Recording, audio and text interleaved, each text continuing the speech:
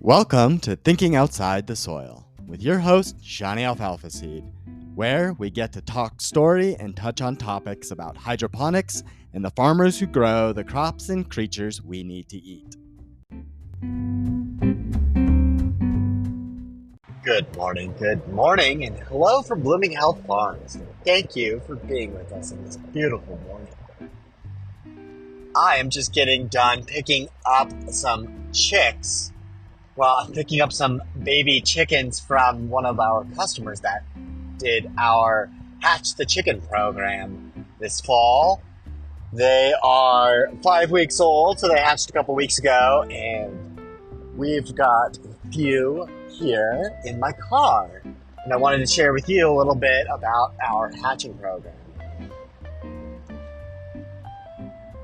Chickens have inundated our lives over the last year, and a lot of that is because of the youth that have had the success. And, these chickens just do things that I don't know I could ever replicate. And most of that is, that mental health aspect. And they're really good at convincing others who don't want to work how to do the work so they can get fresh eggs. And as we have been trailblazing in our little niche here in Greeley, Colorado, we have found our love for doing a lot of different things. Well, one of those things that we do is offer you a 5-week hatching program.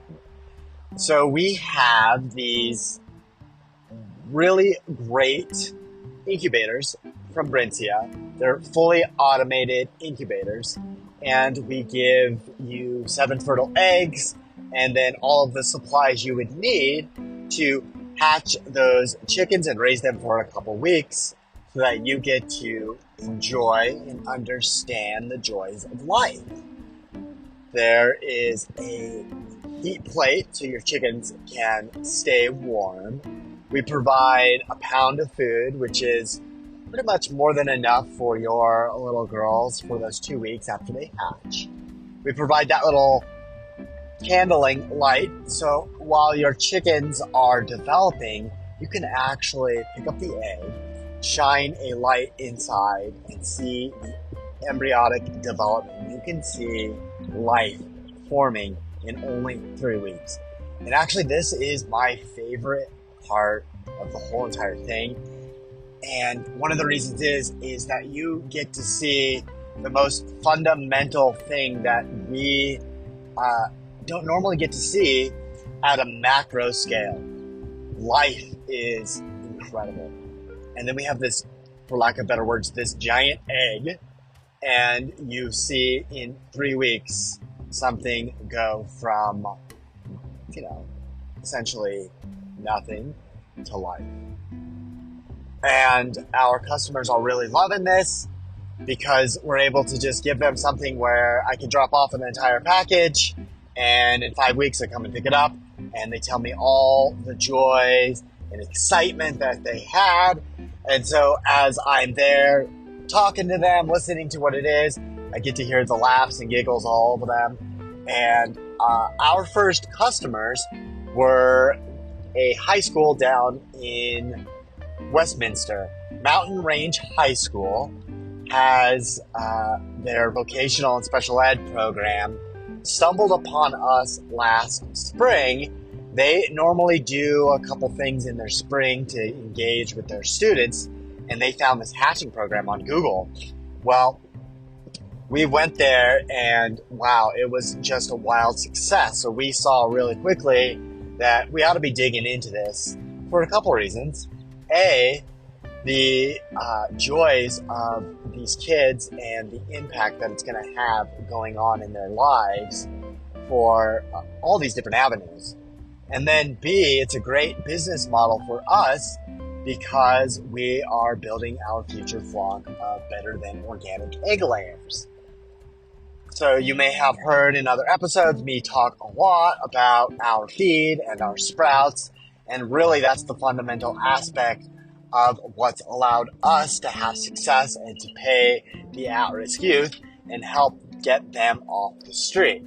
Well, these little chicks when they go to these programs, have a couple different paths. They can either be adopted by our customers, or many customers actually will send them back or offer to give them back to us. So for instance, our customer Megan lives in an HOA and they are not allowed to have chickens. And, I have my opinion on that. However, I respect that they follow those rules and aren't able to have chickens and still wanted to do the hatching program. So as we were walking the chicks out into the car, I was reminded that I got to share with you some of what we talked about while we were picking up the chicks. So I've got a few clips that I'm going to interspace into this episode. I'm going to do something a little bit new for you. I think it's going to be fun to interject a couple of those clips. But most specifically, I want to bring in to your awareness one specific thing that I'm going to talk about. So often when we are speaking with customers about chickens and what happens to chickens as they get older, a lot of people ask me, what's going to happen to these chickens, Sean? Where are they going? Are they going to the farm? What happens to my baby chickens if they're girls versus if they're boys? And so I get to address a lot of those questions. I'll share a couple of those clips with you. But one of the most intriguing things I've heard recently, which I hadn't heard, really touched my heart. And I want to share with you. Megan's daughter asked me what's going to happen with these chicks. And as I was putting them in the little travel crate that I take, it's a little pet carrier, it's a pet taxi, it's one of those smaller totes. I was putting the chicks in there, and she made the comment about how she felt these chickens were in jail. And in the moment, I replied, really great. And as I reflect on that, saying that right now, it breaks my heart and it touches my soul. So, real quick for you, I want to share with you some words of wisdom and our conversation.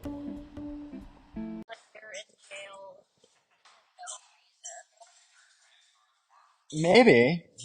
There's... What if they feel like they're in jail?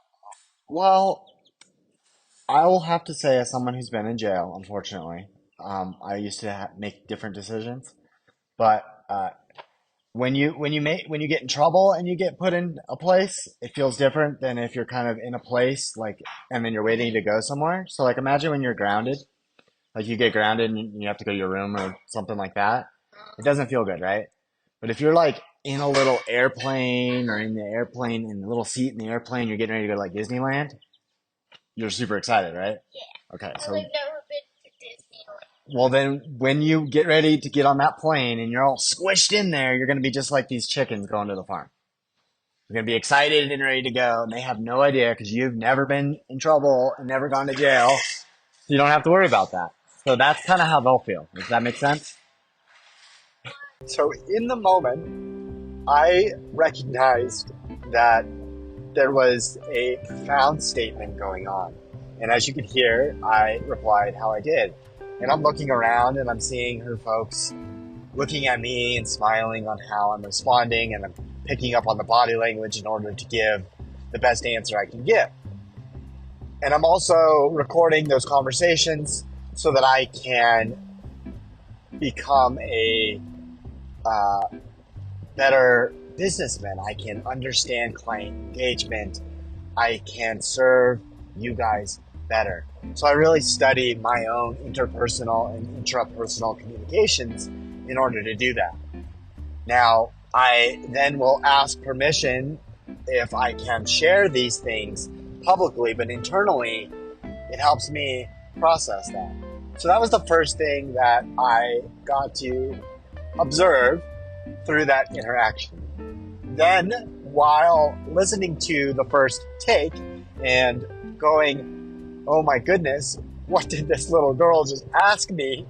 It broke my heart to hear an innocent little girl ask and propose about confinement and relate it to punishment and the punitive measures that were implied by those statements.